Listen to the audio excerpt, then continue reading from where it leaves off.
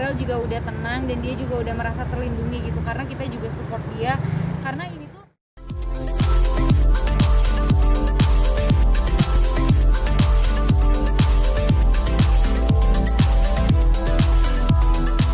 Jangan lupa ya di-subscribe dan nyalakan lonceng notifikasinya. udah announcement bahwa memang kita tuh hanya ada 2 pilihan, bubar atau bertahan. Tapi akhirnya setelah kita diskusi dengan manajemen dan para stakeholder, finalnya kita tetap bertahan tapi dengan pengurangan member dan staff.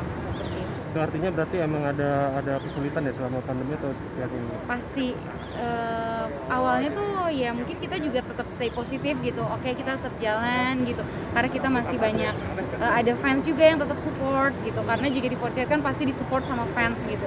Tapi ya seiring berjalannya waktu, iya akhirnya benar-benar memang sesulit itu gitu. Jadi memang ini adalah keputusan yang terbaik gitu untuk JKT48. Siapa aja kak yang kena pengurangan kak?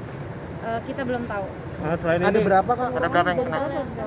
Jadi kita udah ada rencana tapi memang belum bisa kita share.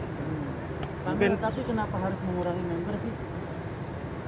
Iya, karena itu memang sudah keputusan final yang benar-benar terakhir yang bisa kita lakukan untuk JKT48 tetap bertahan. sampai jual-jual aset gak mungkin atau segala macam? Kalau sampai sejauh itu belum, tapi kita memang kenapa kita tetap bertahan, karena kita juga masih punya tujuan kita yang selalu positif, memberikan energi positif untuk masyarakat di Indonesia dan untuk fans JKT48. Ini pengurangan dalam pecat atau dirumahkan atau gimana?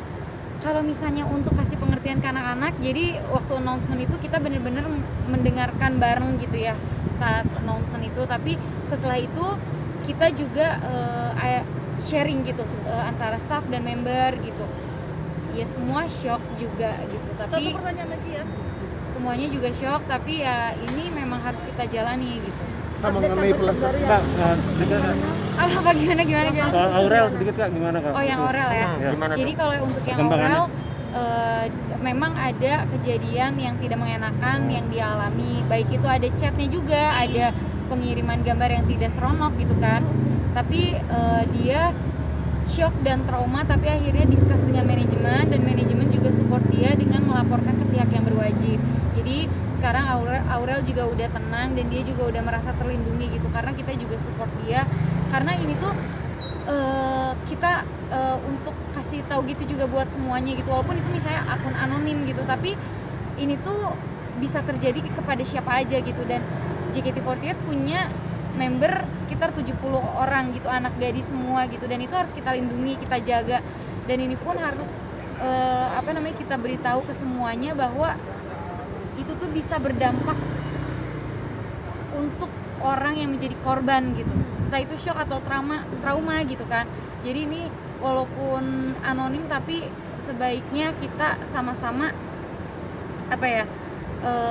saling menghargai lah, baik mau ke perempuan atau ke laki-laki, kita sama-sama saling menghargai. Sekarang kasusnya udah sampai mana? Itu lagi diproses. Jangan lupa ya di-subscribe dan nyalakan lonceng notifikasinya.